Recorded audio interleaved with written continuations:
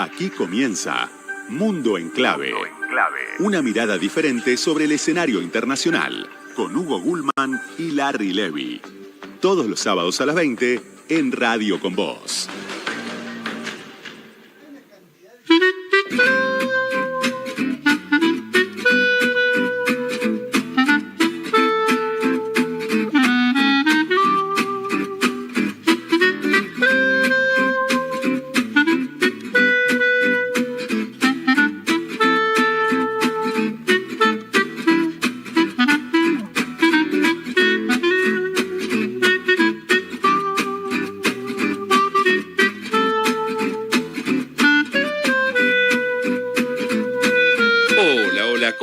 Buenas noches para todos, bienvenidos, bienvenidas a otro encuentro de Mundo en Clave, este programa que todas las semanas a las 20 transmitimos desde Radio Con Vos, estamos a través del YouTube de Radio Con Vos también, y donde intentamos ofrecer una mirada distinta, diferente, sobre el escenario internacional, hablando de países, hablando de conflictos, hablando de regiones, hablando de temas que probablemente sean, o son seguramente, transversales a muchas regiones, a muchos países.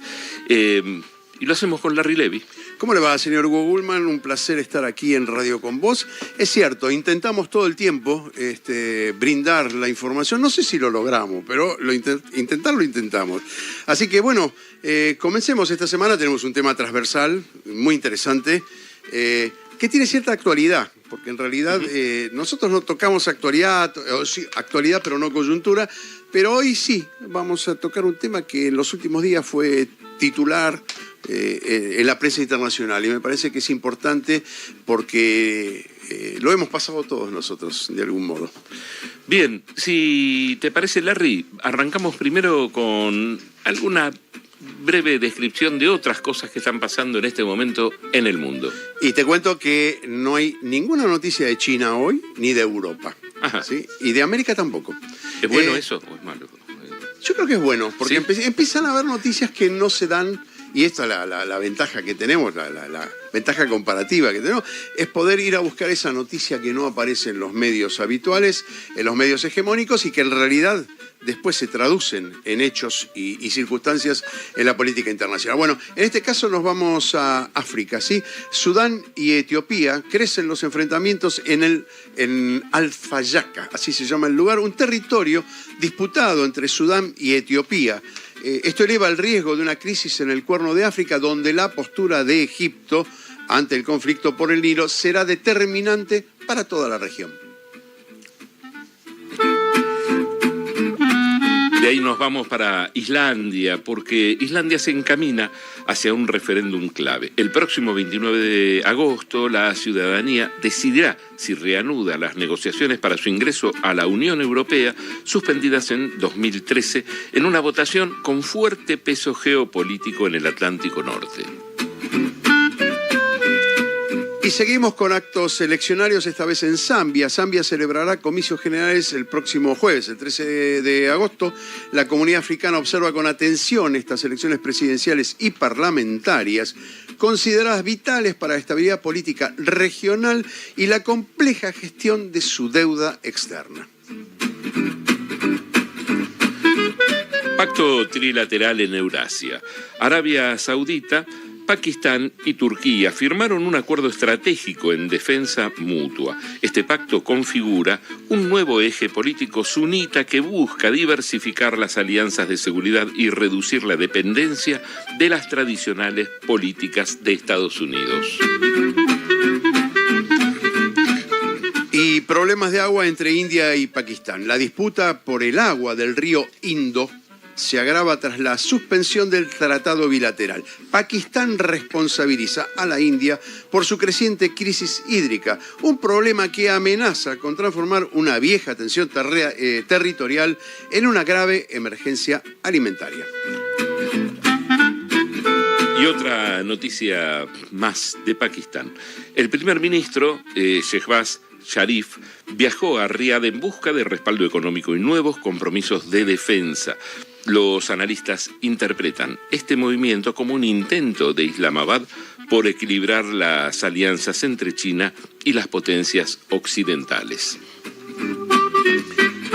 Bueno, y así viajamos, en este caso por África y Asia. Son las noticias que dominaron el escenario internacional. Es lo que pretendemos transmitir de lo que tiene importancia geopolítica, ¿sí?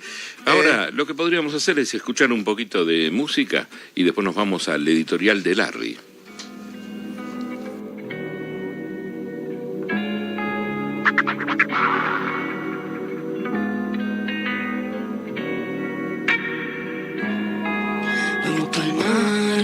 Sin vela, que nos lleva a la deriva. Esperamos llegar porque el sitio que es nuestro hogar no nos deja más salida. Vamos pa'l mar en un barco sin vela, que nos lleva a la deriva. Y ya verás como todo va a cambiar, es la única salida. Hay fe, hay sed, atentos a vivir. Risky el seti, rápido yo crecí. Legalitos negros y marroquíes. Esta rica tierra que nada para Luis. Fuck, nadie lo pudo salvar. Pasada la valla nadie volverá. Ahora son manos de obra ilegal. Un cuento con sueños de reality white. Vámonos, vámonos, vámonos, aunque no sepan nadar. Agua, vámonos, vámonos, vámonos, ya. En agua internacional. Si no hay nada que apreciar, déjalo detrás, déjalo detrás. Aquí estamos, con esta música que obviamente cualquiera que viene prestando atención a la letra va a darse cuenta que tiene que ver con las migraciones. La semana pasada justamente hablábamos en el programa de todo lo que había estado ocurriendo en Ceuta, y lo que estaba ocurriendo en Marruecos también, y las respuestas de España. Lo hicimos como un comentario muy superficial, pero también advirtiendo que la idea era invitar a alguien que se ocupara más profundamente del tema, como para conocer algo más de lo que está pasando con el tema en sí, no puntualmente, sino en general, con todo el tema de las migraciones. Por eso, bueno, esta canción y por eso este editorial de Larry. Bueno, seguramente suene a lugar común recordar la frase de León Gieco que dice que desahuciado está el que tiene que marchar a vivir una cultura diferente. El autor pone en palabras una situación que atravesó y atraviesa a buena parte de la humanidad. Más allá de las causas y de la intensidad de los fenómenos migratorios, de eso hablaremos hoy, es importante encontrar un marco de análisis que nos permita relacionarlos con los procesos políticos, económicos y sociales para darle una dimensión más o menos acertada a la tragedia de la migración. Solo los fenómenos naturales pueden exceptuarse, en parte, de consideraciones estrictamente políticas. El resto, las situaciones bélicas, las crisis económicas, las persecuciones políticas o la represión de minorías nacionales, étnicas o religiosas, puede enmarcarse en una definición de indudable carácter político y desde ya lo geopolítico. La disputa por territorios pródigos en recursos naturales podría constituir un mojón en la historia de los desplazamientos humanos. La organización religiosa de las sociedades y el argumento del Dios verdadero constituyeron también una forma de exclusión del otro. Pero tratando de acercarnos a los arrabales de nuestra modernidad lo digo entre comillas y dobles, el desarrollo del capitalismo, la revolución tecnológica y las nuevas formas de producción, sumados al advenimiento del Estado-Nación, intensificaron las formas históricas de la discriminación. Se generaron nuevas fronteras sociales, étnicas, religiosas y económicas que ponen en jaque la organización política de un Occidente dominante, aunque en decadencia, que a la espera del surgimiento de una nueva propuesta nos brinda un presente oscuro e incierto. Mientras tanto, millones de personas siguen marchando.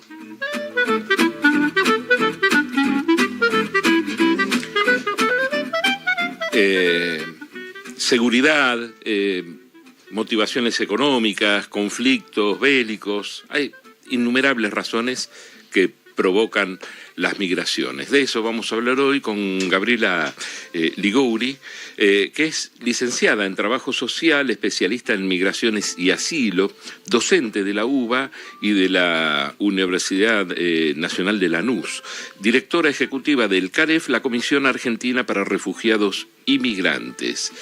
Gracias por venir, Gabriela. ¿Cómo estás? ¿Bien? ¿Qué tal? ¿Cómo están? Muchas gracias a ustedes por la invitación. Bueno, hemos hecho la introducción donde tenés un montón de preguntas encerradas en la misma introducción, pero si querés empezamos por contar primero qué es el CAREF, cómo funciona el CAREF. Bueno, ¿qué es CAREF? CAREF es una sigla que quiere decir Comisión Argentina para Personas Refugiadas y Migrantes. Es una organización de la sociedad civil, una asociación civil sin fines de lucro, que tiene la particularidad de ser ecuménica, porque fue creada y sigue estando constituida por un grupo de iglesias protestantes históricas de Argentina. Actualmente son 5 esas iglesias, la Iglesia Metodista, la Iglesia Luterana, la Iglesia Evangélica de Río de la Plata, la Iglesia Valdense y la Iglesia de Discípulos de Cristo. ¿Me dejas hacer una aclaración? Sí, porque es interesante. Sí. No son las iglesias pentecostales, son las clásicas que nosotros estamos acostumbrados, que están... Las históricas. Las históricas, eso es importante destacar porque hay una diferencia sustancial en eso. Pero me gustó más algo que hablamos antes de entrar al aire, que tiene que ver con el nacimiento del CAREF y tiene que ver con los refugiados chilenos, ¿no? Exacto. Ese fue el motivo de constitución de esta comisión. Por eso la palabra comisión, porque se creó como una comisión de iglesias, un grupo de iglesias que se reunieron para dar respuesta a la llegada de las personas que salían de Chile después del golpe de Pinochet, buscando un lugar más seguro, porque su vida y su seguridad corrían riesgo. Y bueno, esa marca de origen, como siempre digo, ¿no?, que tiene que ver con la defensa de la vida, de la dignidad de esas personas, es lo que fue acompañando durante estos más de 50 años a la institución, que durante toda su trayectoria trabajó por la defensa y la promoción de los derechos de las personas migrantes y refugiadas. Eso empezó con ese motivo, pero ¿cómo se fue extendiendo y cómo fue trascendiendo otras fronteras? ¿Cómo se fueron interrelacionando? Porque hoy podemos hablar de un montón de otros temas que no tienen que ver ni con Argentina ni con Chile. Claro, es que las migraciones no tienen fronteras, ¿no? Empecemos, digamos, por ahí. Uno viaja sin pasaporte cuando uno empieza a migrar de ese modo. Bueno, porque no te queda otra, ¿no? Exactamente. En realidad hay algo de eso. Quienes tienen la posibilidad de migrar con pasaporte y quienes no en este mundo en el que vivimos. ¿Y por qué, no?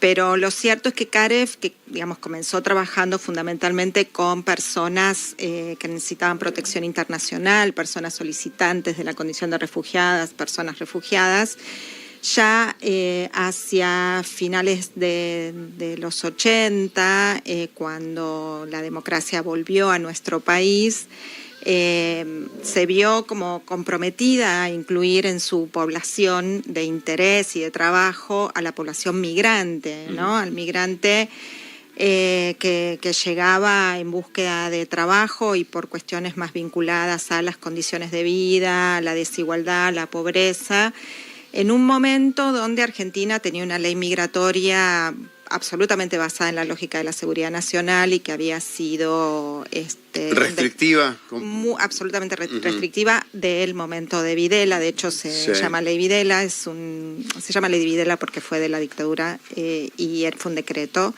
de la dictadura y que bueno estaba basada en el paradigma de la seguridad nacional, y el migrante era visto como un riesgo, un sospechoso, un problema en sí mismo. No sé si les suena. No, sí, pero una zona muy, muy cercano aparte todavía. El periodo de tiempo que pasó desde la dictadura hasta acá, los últimos 40, 50 años, en realidad fue variando las razones por las migraciones. Nosotros de alguna manera se calmó nuestra cuestión migratoria y lo que hubo es emigración nuestra por cuestiones económicas a Europa, gente que se fue porque las distintas crisis económicas después de la dictadura generaron esa huida de muchos habitantes y Europa se hizo receptor, en principio por la dictadura nuestra. Por ejemplo, los países nórdicos, por ejemplo, recibieron muchos exilados nuestros de América Latina, del proceso de golpes de Estado, del Plan Cóndor, etcétera, etcétera.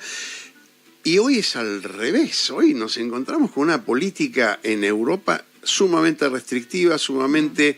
A ver, si bien no está justificada en la cuestión de seguridad nacional tan bruta como fue en los años 70 acá, pero también hay una cuestión restrictiva de la construcción de un otro que viene a invadir, que viene a alterar las costumbres y los modos, y hoy encontramos en Europa una islamofobia muy fuerte, una africofobia, diría, yo no sé cómo llamarla, pero también muy fuerte, y es lo que decía al principio del programa Hugo, que lo que pasó en Marruecos, Ceuta, las posiciones, es algo que es inaudito, ¿no? Sobre todo con una España que invadió, que colonizó, y hoy se niega a que del otro lado vengan. ¿Qué está pasando? Si uno pudiera responder a esa pregunta de una manera sencilla, ¿no? La verdad es que es bastante complejo todo lo que está pasando. Tiene razones que son históricas, que son estructurales, que son sistémicas en este mundo, ¿no? Globalizado e interconectado.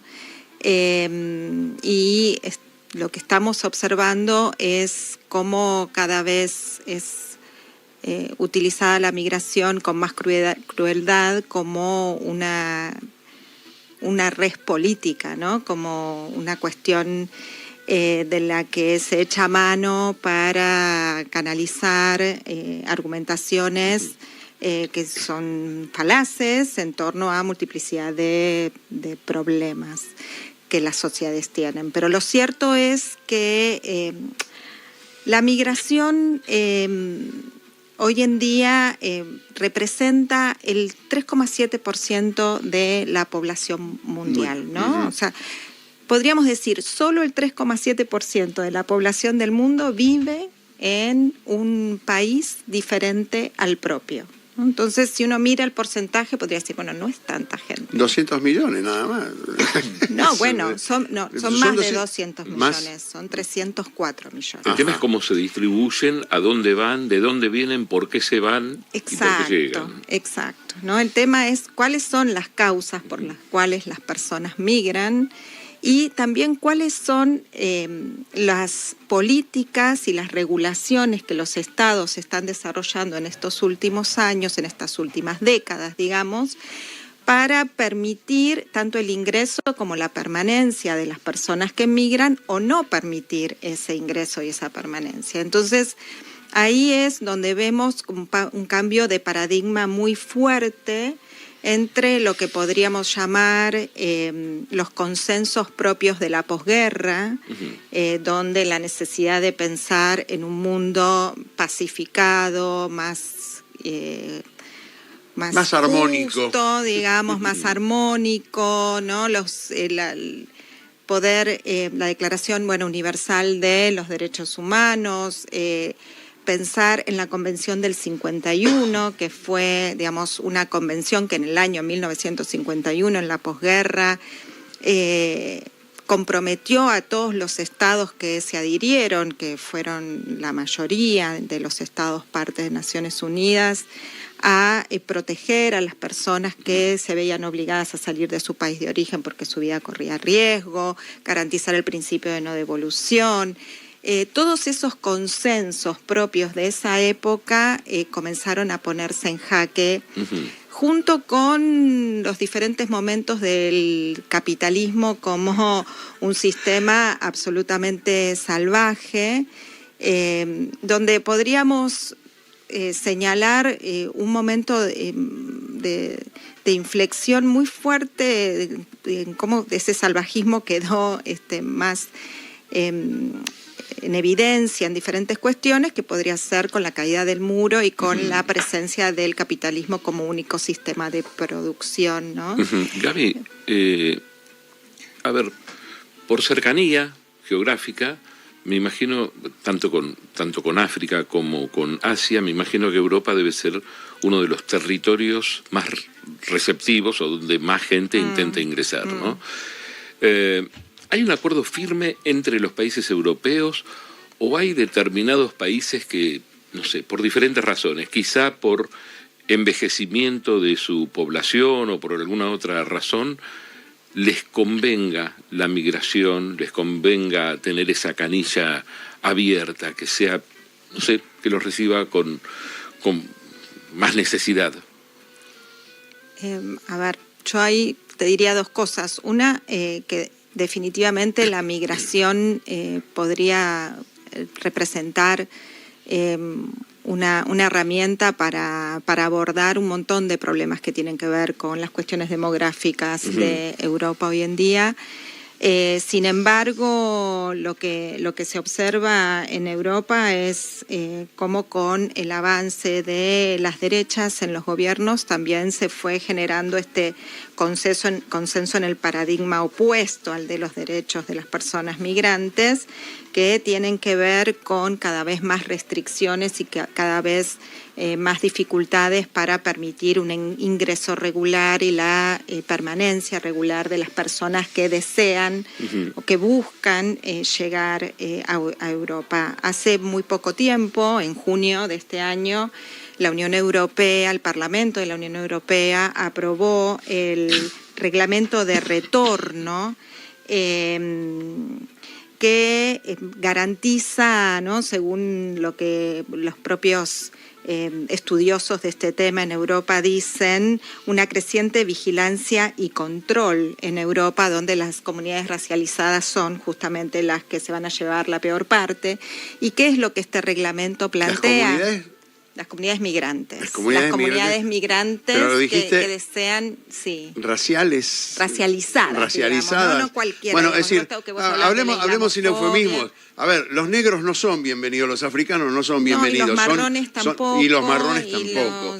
Hay un grado, ahí está bien la explicación porque evidentemente se están rompiendo los consensos internacionales en los últimos tiempos y la fuerza que puede tener la Comunidad Europea o la ONU o aquellas instituciones multinacionales que intentan regular la vida de todo el planeta, están haciendo agua, esto está claro. Ahora, hay una cuestión de cinismo en todo esto, que tiene que ver con costos laborales, por ejemplo, ¿no? De pronto dicen, bueno, no, los negros no los queremos, pero si tenemos un salario muy alto, la forma de bajarlo es trayéndolos, aunque sea a cuentagotas.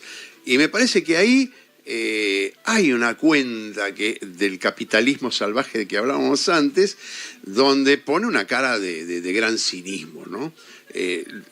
¿Tenés en vista este problema que tiene que ver con la esencia misma del capitalismo? Sí, claro. Sí, bueno, hay un autor que se llama Castles que hace tiempo viene analizando esta relación entre el trabajo y la migración, y él habla de los migrantes como el precariado, ¿no? Como el proletariado precarizado, y digamos la relación de eso con la irregularidad migratoria, que tiene que ver directamente con poner a esas personas migrantes en una condición de vulnerabilidad tal, ¿no?, donde definitivamente la necesidad de digamos, el sistema después le termina asignando los trabajos los peores remunerados, los más precarios, los más riesgosos. Y baja el salario de toda la población, no solamente, digamos, el trabajo ese llamado trabajo en negro, no es una casualidad, digo, trabajo precarizado, que precariza todo el estamento salarial de un país. Igual yo en este momento me estoy preguntando qué está pasando en este tiempo del capitalismo y si en realidad sigue siendo necesaria esa mano de obra o si ya, digamos, o sea, pensar en los avances tecnológicos, la IA, etcétera, ¿qué está pasando, no? Porque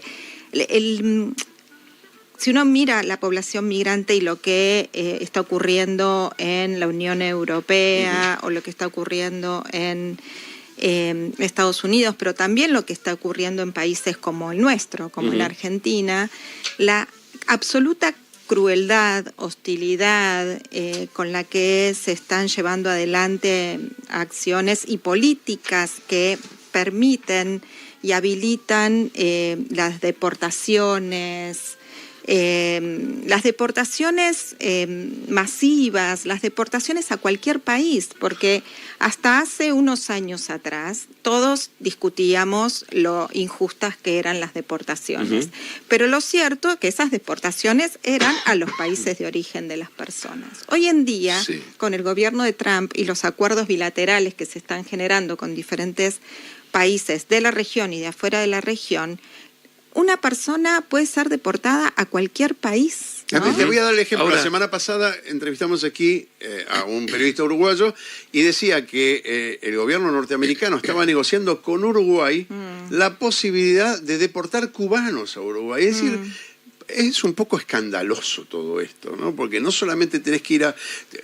sufriste un desarraigo, tenés un segundo desarraigo que no tiene nada que ver con la realidad. Sí. Igual yo voy a defender un poquito a los... ¿A quién? ¿A Trump? No, a los uruguayos. a Uruguay un poquito. Porque en el medio de todos estos acuerdos bilaterales que son bastante escandalosos y que ocultan un montón de información, porque una de las cosas que son llamativas es que no se hacen públicos, que es muy difícil acceder a la información sobre qué se firma, cómo se firma. Lo de Uruguay habrá que ver, ¿no? O sea, son algunas preguntas que me hago, pero Uruguay viene teniendo una política de recepción de cubanos que es bastante, digamos, es importante para la región y para la propia población cubana, porque sabemos que la población cubana no es abiertamente recibida en la mayoría de los países de la región, y habría que ver en qué medida y cómo se firma este acuerdo. Digamos, informalmente, una de las cosas que me comentaban algunas organizaciones de la sociedad civil es que claramente no están aplaudiendo esto, pero lo que plantean es, bueno, habrá que ver si se trata de que estos cubanos que pueden ser deportados a cualquier lugar, bueno, que Uruguay pueda ser un lugar receptor donde hay una comunidad cubana importante. ¿Qué pasa si algunas de esas personas son familiares de aquellos que van a ser deportados? Una de las cosas que se está poniendo en jaque de una manera brutal en este tiempo y con estas políticas es el derecho a la unidad familiar, el derecho a la vida familiar. Entonces, bueno, no sé, yo tengo muchos signos de esa pregunta. Esa parte de Trump pero no bueno, la leyó. Trump y varios otros no la leyeron.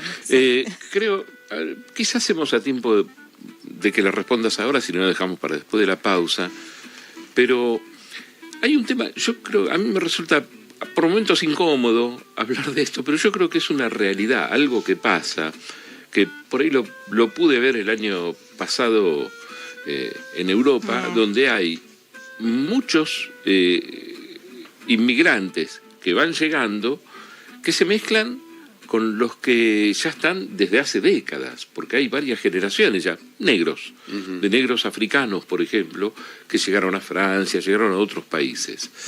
Pero por ahí, conversando con gente, me pareció entender que muchos no son bien recibidos por los mismos negros que no reciben a los otros negros. Y lo pienso también qué pasa en nuestro país, donde también hemos visto gente de origen, ponele, voy a decir un ejemplo, otra cosa, voy a poner un ejemplo, paraguayos que dicen, no, basta de que lleguen paraguayos, por ejemplo, ¿no? Cuando vos sos paraguayo y llegaste también hace una cantidad de años, ¿no? Pero ahí te agrego una cosa más porque es importante, lo que vos decís es cierto, pero también convierte al paraguayo que viene de antes también en estigmatizado. Es decir, el que llega es rechazado paraguayo y eso genera en la sociedad que todos los que están de antes integrados a la sociedad también se conviertan en medio estigmatizados o parias. Está bien. Digo, hay una cuestión de identificación... ¿Cómo se puede? A ver, es difícil el tema, es muy difícil. No, puede ser, perdona, Larry, la puede división ser que... está determinada por un dibujo en el mapa, porque en realidad, lo que yo digo siempre, con un montevideano tengo muchas cosas más en común que lo que tengo con un salteño. Sí. Y el montevideano es extranjero y el salteño es un conacional. Es ridículo lo que estoy diciendo, pero esto tiene que ver con una distribución de estigmas en la sociedad que no nos favorece a la unión. Puede ser que estigmatice al que ya estaba de antes. Pero el tema es qué pasa en ese momento. Por lo menos la pregunta apuntaba a eso. ¿Qué pasa con los que van llegando? Acá, en Europa, en diferentes lados, son y media. Me quedo pensando. Lo seguimos. Quédate pensando y lo resolvemos después de la pausa. Enseguida seguimos.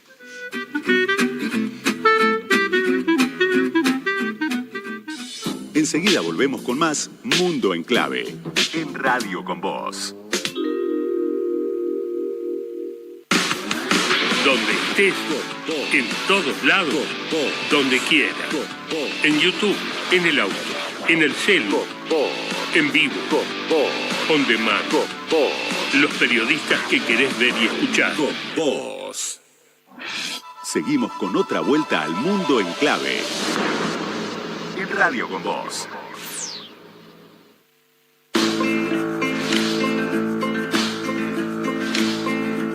Entre quejidos y voces delirantes, cantos de niño y canciones de hambre, va a la deriva y se hunde el aguante, una barca y sus tripulantes,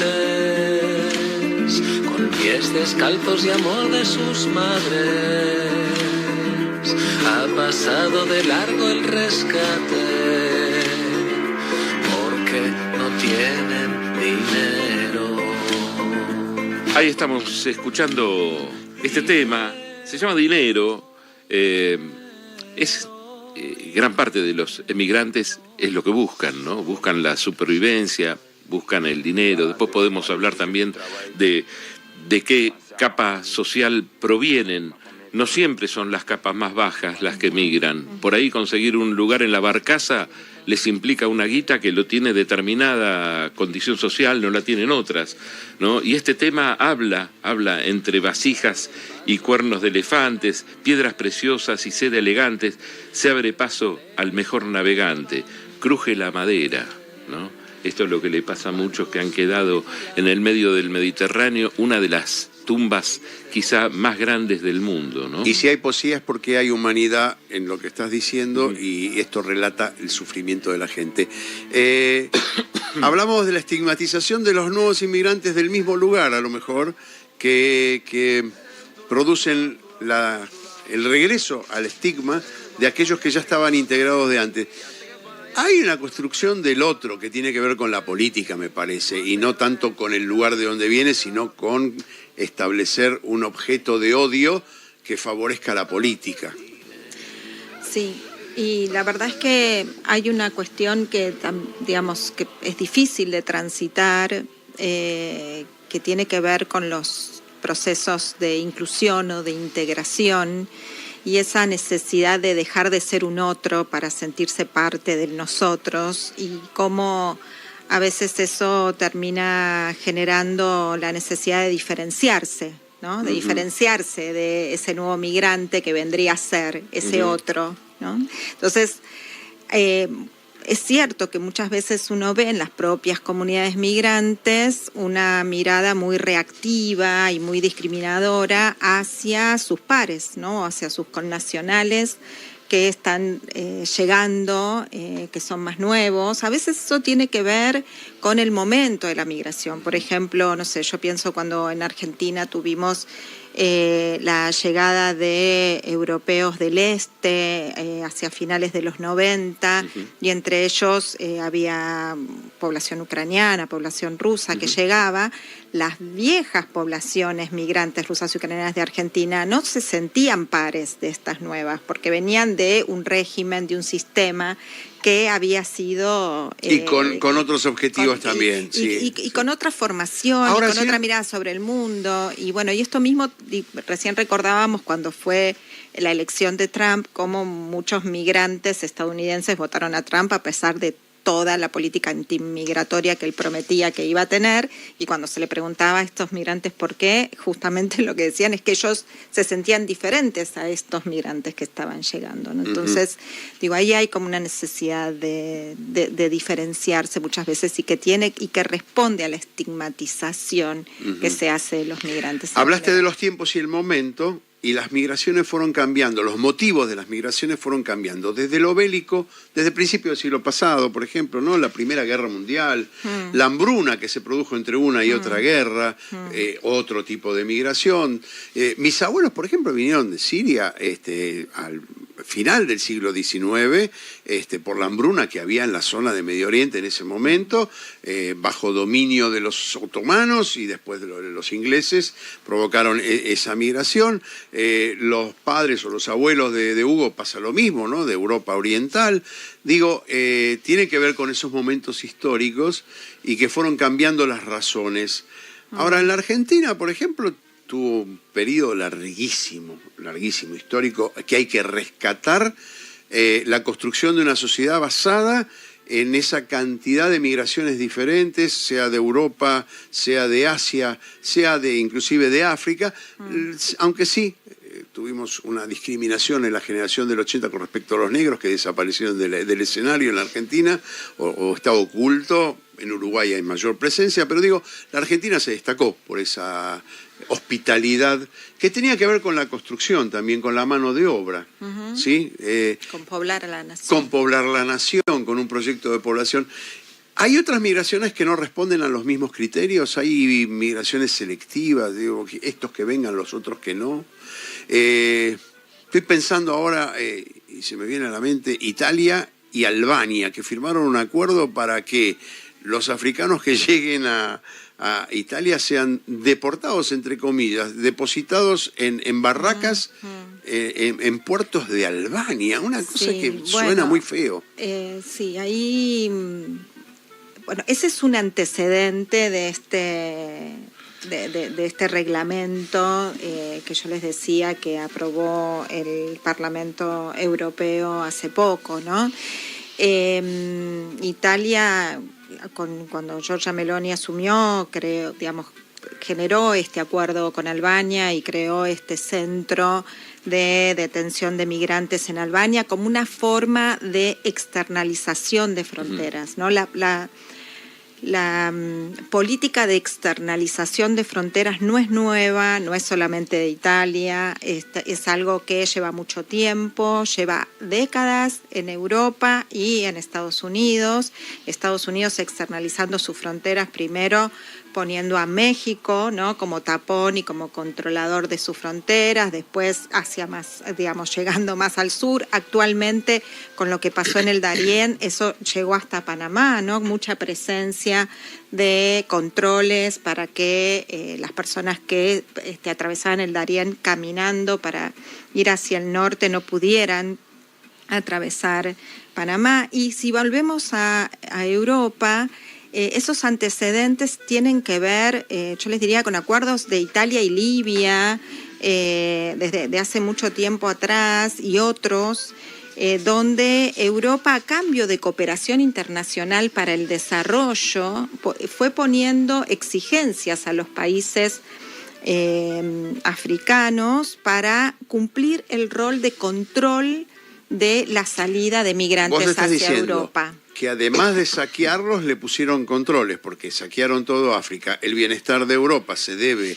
a lo que saquearon en África y en Asia, sí. Y después dicen, bueno, pero ustedes no vengan acá. Claro, ustedes muéranse de hambre en su lugar, nosotros nos enriquecemos con lo de ustedes. Sí, bueno, o sea, podemos, digamos, primero los colonizaron, después se fueron y dejaron un montón de conflictos étnicos y bélicos por haber dividido África con una regla.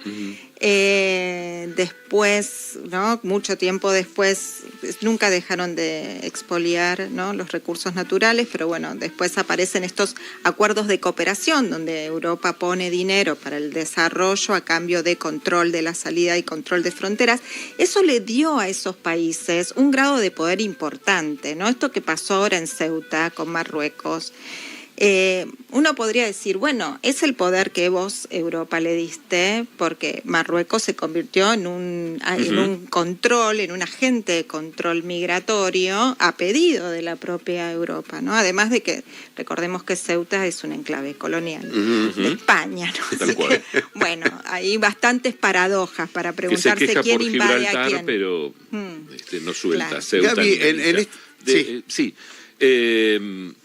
Hablabas del tema del Darién, según algún dato que leí estos días, no viene al caso en este momento, pero hablan de unas 500.000 personas al año que cruzan el Darién y que desde ahí seguramente se van sumando a muchas más de otros países que van tratando de llegar a Estados Unidos. Con la política actual de Estados Unidos, no la migratoria, sino la política económica donde intenta fomentar muchísimo más su industria. ¿No le viene bien recibir más gente? ¿Le alcanza con lo que tiene Estados Unidos? Habría que preguntarle, ¿no? Pero... te tengo a vos cerca. No te puedo contestar por Estados Unidos y menos por Trump. Lo que queda claro es que es evidente que el uso político que está haciendo Trump de las migraciones y la intención de que esto le dé rédito en términos de votos dentro de su electorado le está resultando más redituable que pensar en cualquier otra cuestión que tenga que ver con el trabajo o el desarrollo o el bienestar de un grupo de población, ¿no? Por eso, digo... Es realmente alarmante y burdo el uso político que se está haciendo de las migraciones hoy en día, donde forman parte de las campañas electorales desde hace tiempo. No nos ha pasado a nosotros aquí en la Argentina hasta ahora. Vamos a ver qué es lo que pasa el año próximo, pero sería realmente grave que querramos exportar esa mirada discriminadora, estigmatizante. Bueno, pero empezó, con este gobierno campaña, empezó. ¿no? Con este gobierno empezó. Con este gobierno empezó el querer imitar la política migratoria estadounidense. Dos decretos ya van, ¿no? O más. Yo te puedo hacer una cronología de decretos, porque la verdad es que desde el 2024...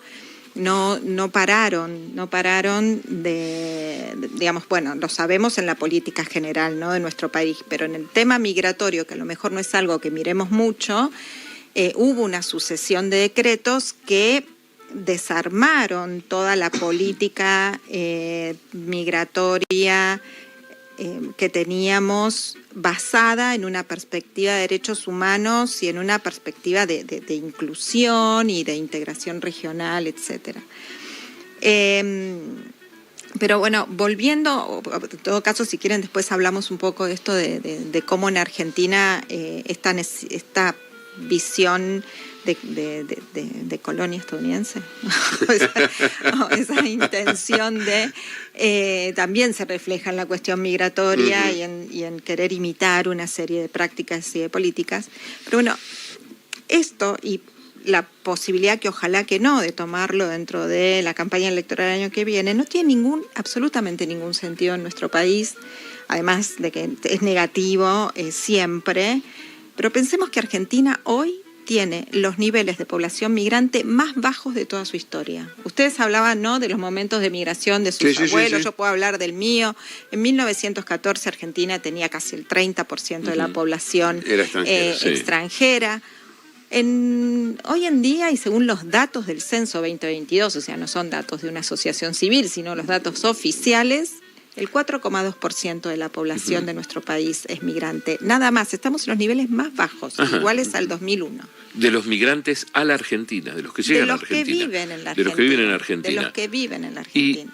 Y en cuanto a las migraciones, y esto mucho más puntual, las migraciones de cerebros, las fugas de cerebros, ¿cómo son? ¿Son siempre con currículum pidiendo visa o también hay muchas que se van y vamos a ver qué pasa? La verdad es que no es de la migración de la que yo más me ocupe o me haya ocupado a lo largo de mi trayectoria.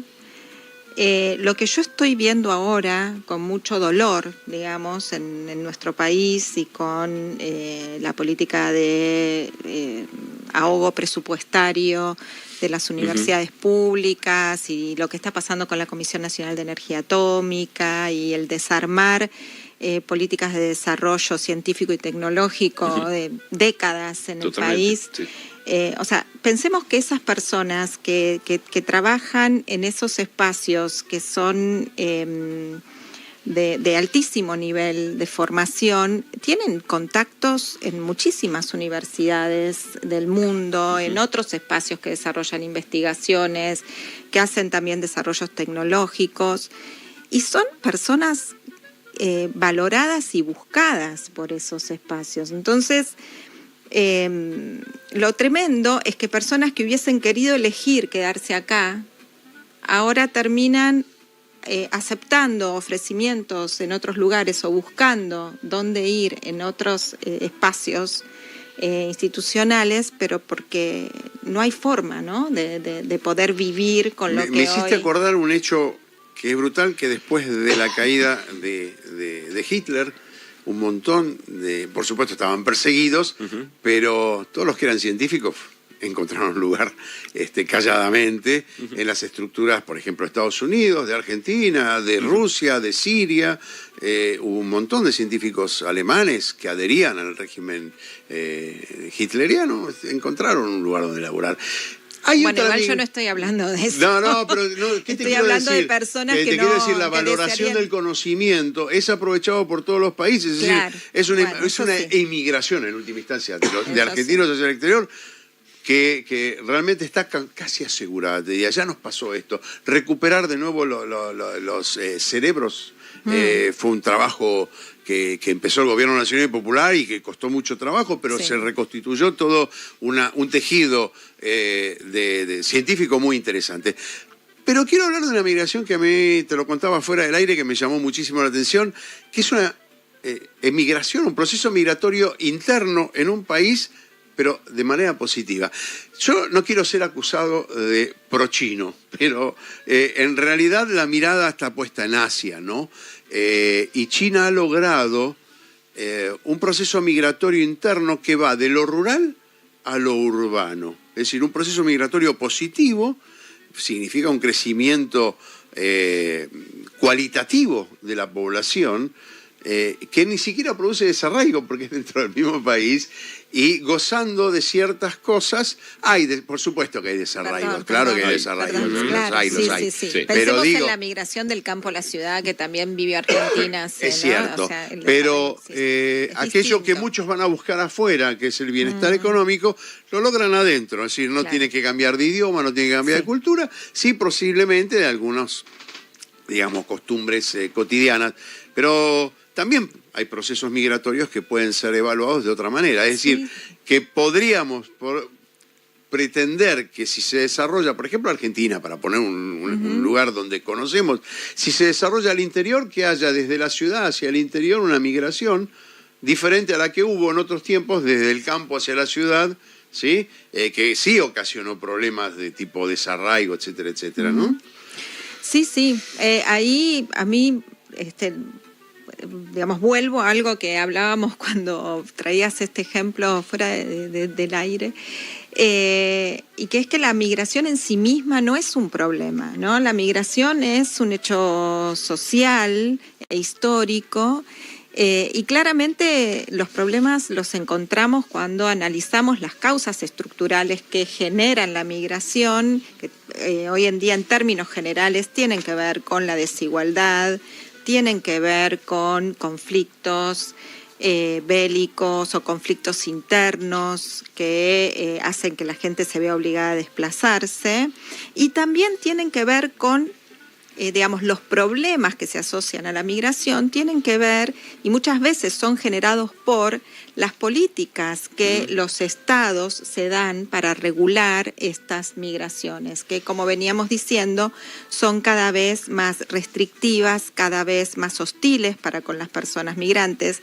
cada vez más deshumanizadas, Y además están generando desde hace ya tiempo una narrativa de odio que genera violencia, ¿no? Entonces eso, digamos, hay un montón de condimentos que terminan generando problemas en torno a la cuestión migratoria que, como vos bien decís, no necesariamente tiene que ser un problema, ¿no? La migración aporta saberes, aporta experiencias, diversidad, pluralidad, diversidad cultural, bueno, el tema de trabajo especializado o muchas veces el trabajo no calificado, que o sea, que todos necesitamos en todas las sociedades y que es importantísimo. Y ahí hay, bueno, como una negación absoluta de ver el carácter positivo que tiene la migración en el mundo. Te guste o no, vamos a un tema musical. Dale. Que se llama Te guste o no.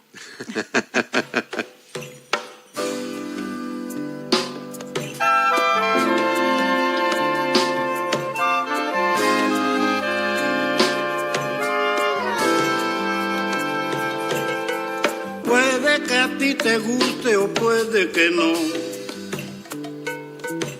pero el caso es que tenemos mucho en común.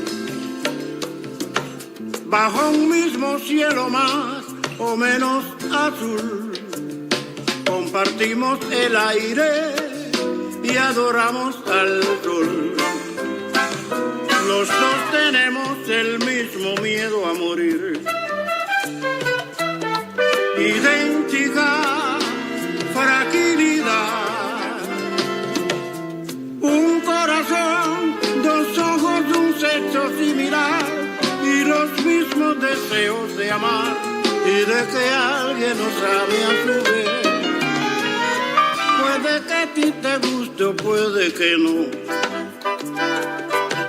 pero por suerte somos distintos también. Tú tienes esposa y yo tengo un harén. Yo cultivo mi valle, tú navegas la mar. Yo reniego en otro idioma y tú en catalán. Tú bueno, hermosa esta canción, ¿no? Por lo menos para cerrar con un poco de optimismo. Mirá, somos distintos, pero te podemos recibir, podemos hablar, miramos podemos estar, ¿no? Somos todos iguales, pensar, ¿no? Si nos miramos detenidamente. Estaba pensando, públicamente, a través de los medios, a veces suena mucho más fuerte cuando se hunde alguna de las lanchas o cuando se atraviesa a nado una larga distancia, pero probablemente no se sepa cuántas muertes, cuánta gente queda en el camino atravesando selvas o con otro tipo de riesgos. Por ejemplo, el Darién, ¿no?, del que hablábamos antes. Sí, claro. Bueno, el Darién generó muchas muertes. El Darién es una selva tan vasta y peligrosa que, digamos, no había sido, digamos, cruzada por personas hasta hace unos años cuando se empezó a armar esta ruta migratoria que iba del sur hacia el norte.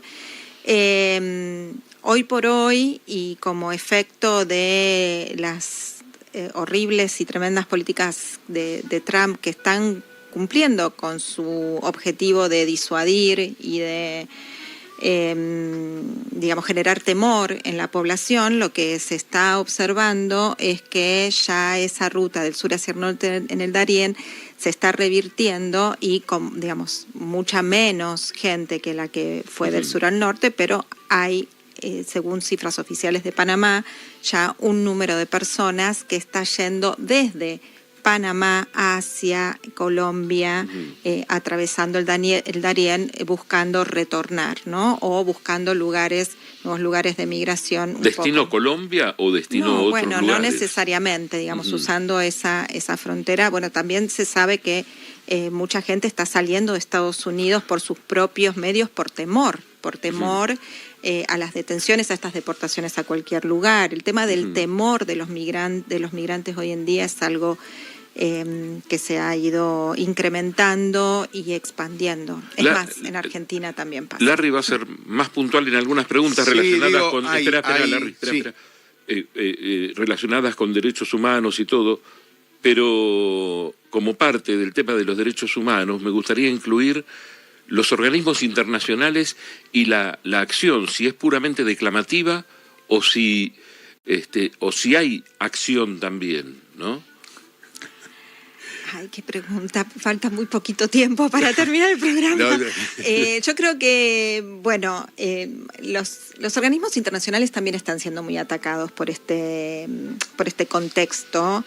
El multilateralismo se está poniendo en jaque. Pensemos que la falta de presupuesto y el cierre de lo que fuera el USAID afectó mucho a los organismos internacionales, entre ellos a la ACNUR, que es la Agencia de las Naciones Unidas para los Refugiados, y también a la OIM, y bueno, muchos de las organizaciones que trabajaban brindando servicios a migrantes y a refugiados en acuerdos con estos organismos tuvieron que cerrar, y ellos mismos están achicando sus equipos. Entonces, bueno, ahí hay una situación de crisis compleja, ¿no? Se incrementan los problemas y cada vez hay menos recursos para dar una respuesta. ¿Quién le da crédito a las organizaciones internacionales si hoy Trump hace lo que quiere? La ONU le puede decir, pará de hacer esto, y siguen igual. Es decir, hay un gobernador de Nueva York ¿no? Que dice... En mi ámbito no va a haber discriminación, y a Trump le importa tres cuernos. ¿Sí? El ICE sigue trabajando también en Nueva York, con menor intensidad porque sabe que no puede crear un conflicto político abierto, pero siguen trabajando de forma discriminatoria, de forma arbitraria. La resistencia de los espacios locales y de las comunidades y de los gobiernos locales es muy importante. Bueno, entonces te pregunto, ¿cuáles son los derechos vulnerados de los migrantes, los más frecuentes hoy? ¿Hoy en Argentina? Vamos a hablar un poquito. Yo estoy escuchando cosas muy graves, por ejemplo, que la policía en la provincia de Buenos Aires, detiene colectivos, hace bajar a la gente, le pide documentos, y a los extranjeros están muy preocupados porque algunos tienen todo en regla, pero hay otros que no, y nosotros nunca fuimos muy, digamos, detallistas en el tema, y hoy gente siente temor. Es que se incrementaron lo que se llaman los controles de población, lo que el Ministerio de Seguridad comenzó a llamar controles de población, que están ocurriendo así de manera sorpresiva en diferentes barrios de la ciudad y también del conurbano. El último fue en el barrio Chino, pero bueno, Retiro, Constitución, la calle Avellaneda, 11. Bueno, también el primero fue en La Matanza, también en Lomas de Zamora, en La Plata.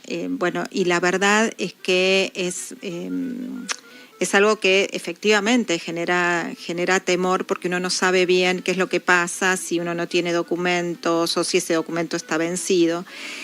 Y por otro lado, digamos, esto hay que contextualizarlo en un marco más amplio que tiene que ver con el cambio de la ley migratoria y con cómo esos cambios en la ley migratoria significaron que personas que estaban en condición regular, es decir, tenían su documentación y habían hecho todo lo que había que hacer para tener su documento, con este cambio, hoy en día están teniendo dificultades para sostener esa regularización porque se le exige tener medios de vida suficientes. ¿Y qué son medios de vida suficientes? Claro. Son ingresos iguales a la canasta básica total o mayores según la cantidad de miembros de la familia, que se puedan demostrar con recibo de sueldo. Van a tener que echar a 47 millones de habitantes dentro de poco, porque no todos llegamos a fin de mes. ¿Frenaron los operativos policiales en estaciones de trenes donde les pedían documentos según la cara a las personas? No, o sea, estos controles de población siguen existiendo. Y otra de las cosas graves es que el cambio en la ley migratoria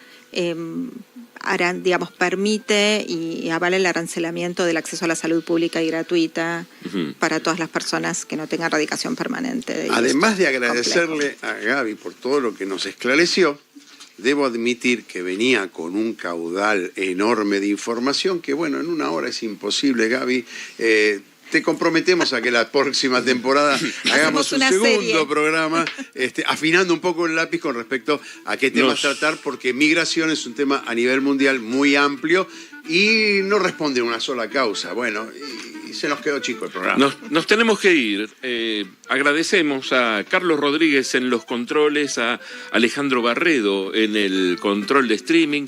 Los invitamos a que se queden a escuchar Discorama con Mario Mengoni ahora en Radio Con Voz. Y nos reencontramos la semana que viene, sin olvidarnos de pedirles ese like en las redes sociales, puede ser tanto en Instagram como Mundo en Clave, puede ser en YouTube también como Mundo en Clave, y los invitamos de paso a que se queden aquí y que vuelvan la semana que viene, a las 8, a las 20. Gulman, sábado, 20 horas. Ahí voy a estar. Ok. Chao.